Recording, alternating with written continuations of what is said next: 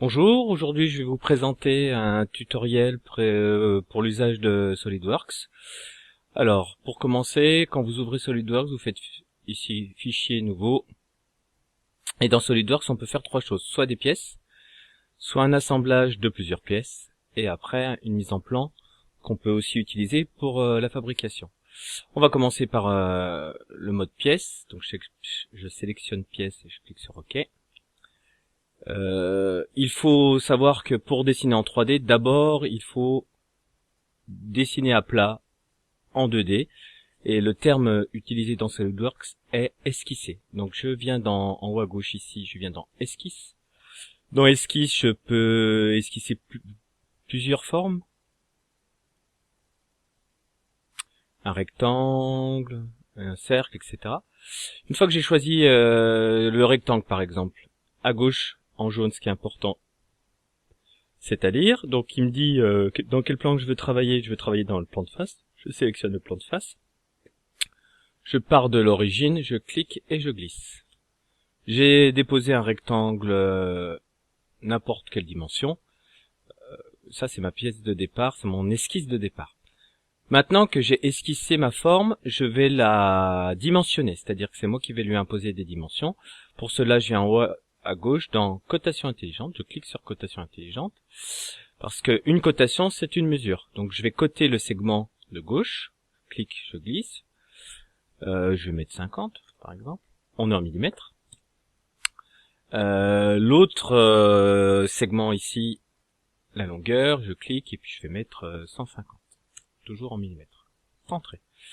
Mon rectangle c'est mis aux bonnes dimensions et il devient noir. Une fois qu'il est devenu noir, ça veut dire qu'il est suffisamment coté. Si je veux rajouter une cote en dessous, il va me dire que c'est déjà surcoté, donc il y a trop de cotes. Donc ça sert à rien de mettre plusieurs fois des cotes qui sont déjà mises. Donc là, je viens de dessiner à plat ma pièce. Donc maintenant, je veux qu'elle soit mise en 3 dimensions. Donc je viens dans fonction à gauche et je vais utiliser extruder. Une extrusion, c'est donc un ajout de matière.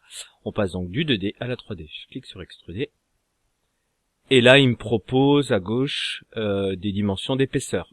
Je pourrais m'amuser avec la flèche, et j'ai une petite règle qui apparaît, dans un sens ou même dans l'autre. Et je vais faire une pièce qui fait 35 mm. Je valide avec le V vert en haut à droite, et ma pièce se transforme en un pavé. Ce pavé, je peux zoomer dessus. Là, je l'ai laissé en marron, mais on pourrait changer la matière, etc.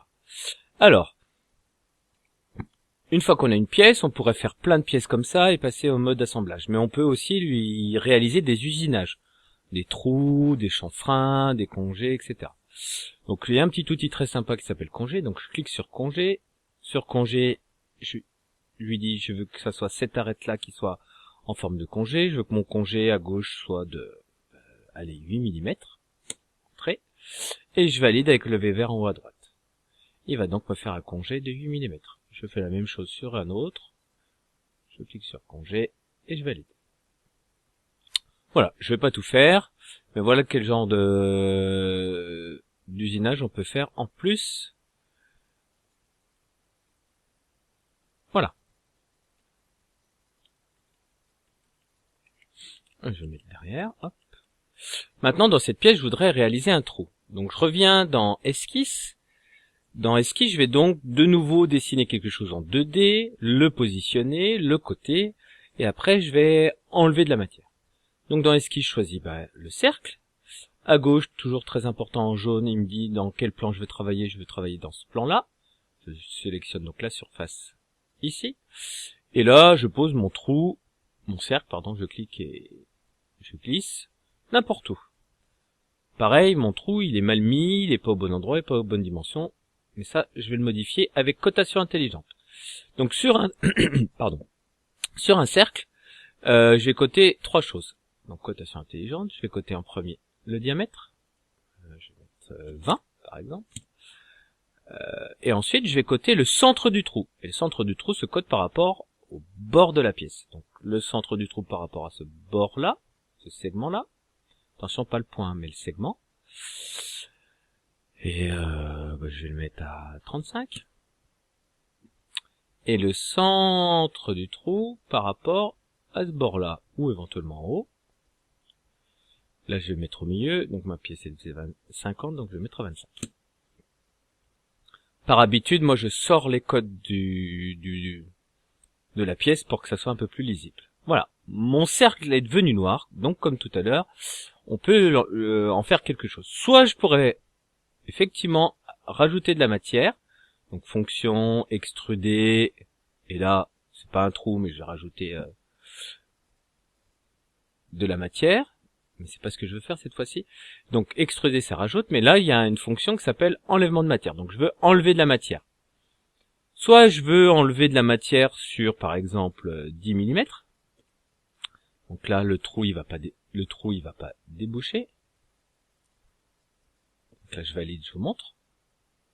Voilà, mon trou est fait, mais il débouche pas. Il n'y a rien derrière. Je vais annuler, CTRL Z. Soit, donc, fonction, enlèvement de matière. Et je vais, ici, mettre à travers tout. Donc, il va tout traverser. Et je valide. Et là, on peut voir que je vois à travers mon trou. On pourrait faire un trou, cette fois-ci carré. Donc esquisse, je prends un rectangle, je travaille sur cette surface-là. Je pose mon carré. Là, il y a 4 cotes à mettre. 2 cotes pour le carré et 2 cotes pour le positionnement par rapport à la pièce. Cotation intelligente, ce segment-là va faire 20. Ce segment-là va faire 20 également. Voilà. Là, j'ai coté mon carré, mais il est bonne dimension, mais il n'est pas du tout placé au bon endroit. Donc, je vais coter mon carré par rapport au bord, à un des bords, celui-là par exemple. Je le mets à 30. Et celui-là, je vais le mettre